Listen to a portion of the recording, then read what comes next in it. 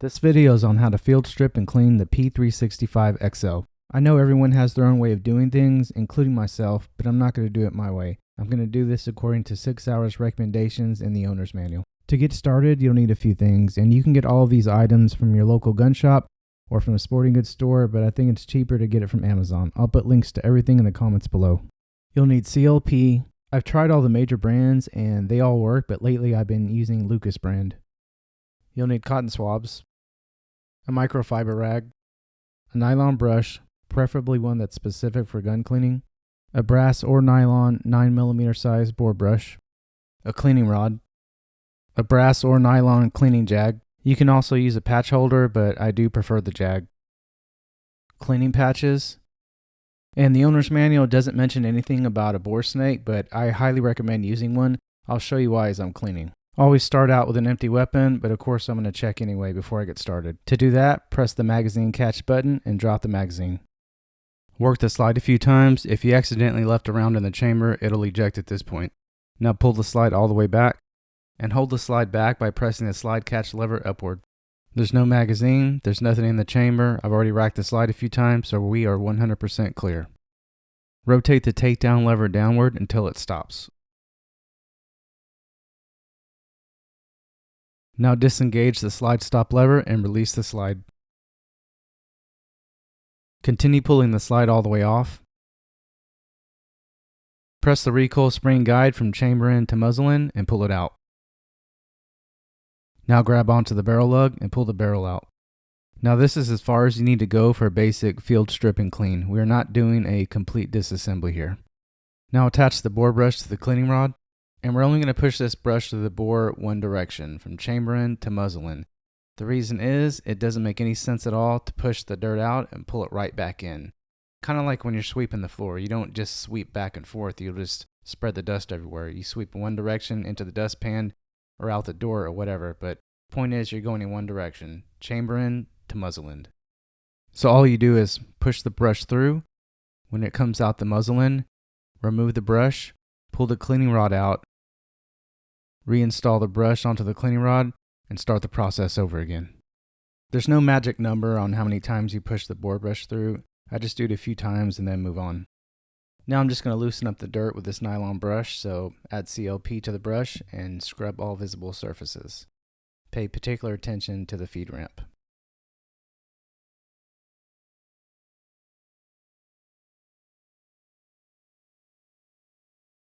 Now I'm going to wipe it clean with this microfiber rag, but before I reassemble, I'm going to be sure to leave a light coat of CLP all over it.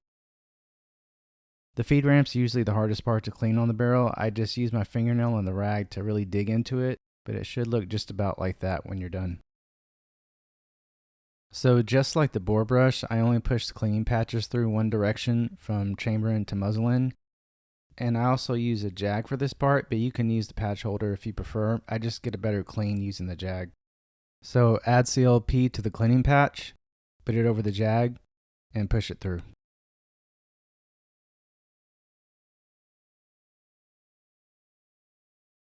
You'll see that the first patch comes out really dirty. Just keep pushing clean patches through until they start to come out clean.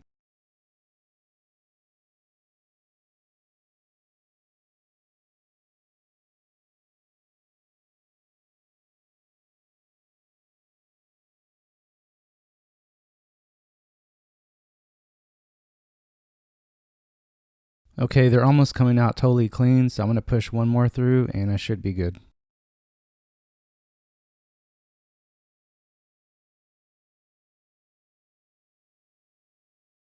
So make sure that you're using the correct size bore snake. It should say 38 like this one, 357, 380, or 9mm. So drop the weighted end from chamber in to muzzle in, grab it from the other side, and pull it through. This one's barely been fired, so I'm just going to pull this bore snake through a couple of times. And this is exactly why I use a bore snake. I'm just going to wipe it off real quick and try to show you the inside of the bore the best I can on camera. If you can get a good look inside, it's like black glass. I mean, there's not even a speck of lint, no dust, nothing in there. It's actually better than it came from the factory. This is why I use a bore snake. Now I'm going to clean the recoil spring guide. I'm just going to say recoil spring for short. Add CLP to the nylon brush and scrub in between the coils and on both ends.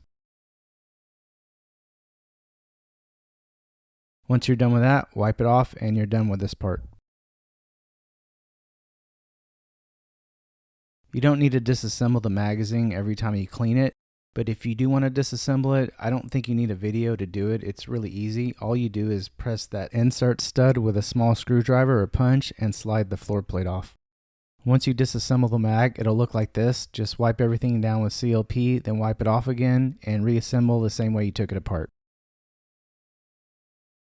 But this magazine is still new. It's never been dropped in the dirt, mud, sand, or anything like that. So I'm just going to add CLP to my nylon brush and scrub the outside. Without getting CLP inside it, you don't want to leak CLP down into witness holes or inside the follower or anything like that. You want the inside of the magazine to remain dry. So basically wipe it down with CLP, then wipe the CLP completely off. This magazine needs to be dry. Clean, but dry.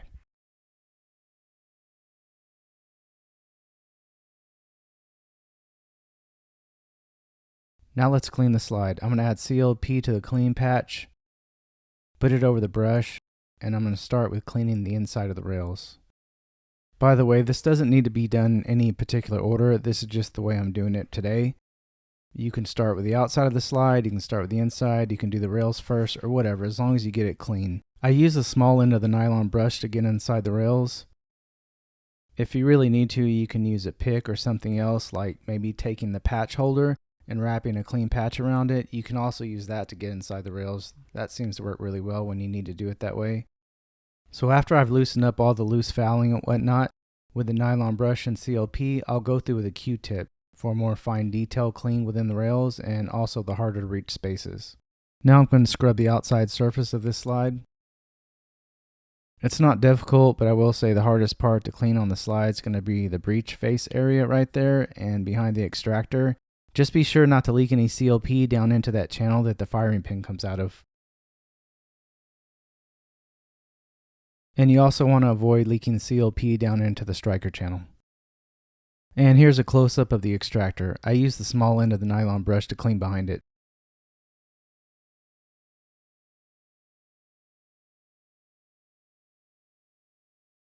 Now I'm going to use the microfiber rag to wipe off all the loose fouling.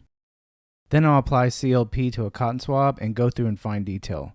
The first few cotton swabs will come out dirty after you run them through the rails.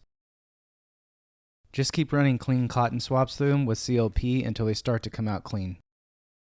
But you don't want to leave these rails totally dry. After you're done cleaning this slide in fine detail with a cotton swab, leave a medium coat of CLP inside the rails and put a light coat of CLP on anything else that shows metal on metal wear. Now that I'm satisfied with the fine detail portion of the slide, I'm just going to wipe off any excess CLP and move on to the next part.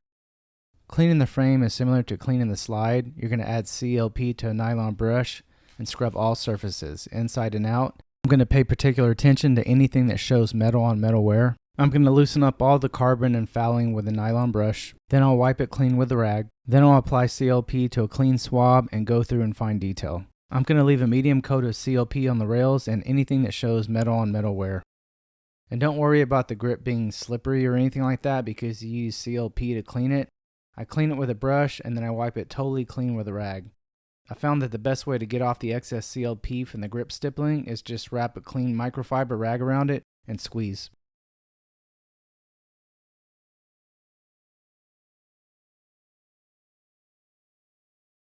I like to use the needle applicator to apply CLP to the rails, then I use a clean cotton swab to spread it out evenly. And once again, I'm using what I would call a medium coat of CLP, just nothing that's actually going to run off of the rails and onto the frame. If it's starting to run, then that's too much. So now that I've applied all the CLP right where I want it to all the parts and I've removed all the excess CLP, it's time to reassemble. Take the barrel and reinsert it back into the slide. Now install the recoil spring, and this end right here goes towards the muzzle. Of course, that end goes towards chamber. It goes into the slide just like this. Now line up the rail channels on the slide with the rails on the frame and pull it back. I'm going to push up the slide catch lever to hold the slide back. Now turn the takedown lever back to its original position. Disengage the slide catch lever by pushing it downward and let the slide go home. Now I'm going to do a function check. Work the slide, pull the trigger, but don't release it. Pull the slide back, release the trigger, you should hear it reset. Pull it again, and you should hear it click. If it does, you're good. I also like to make sure it's going to lock back on an empty magazine. So just insert the magazine and pull the slide back. If the slide stays back, everything's good. I made this video for total beginners, so I hope you found it helpful. If you did and you'd like to show support, you can do so at patreon.com/skullcrush. Thanks for watching.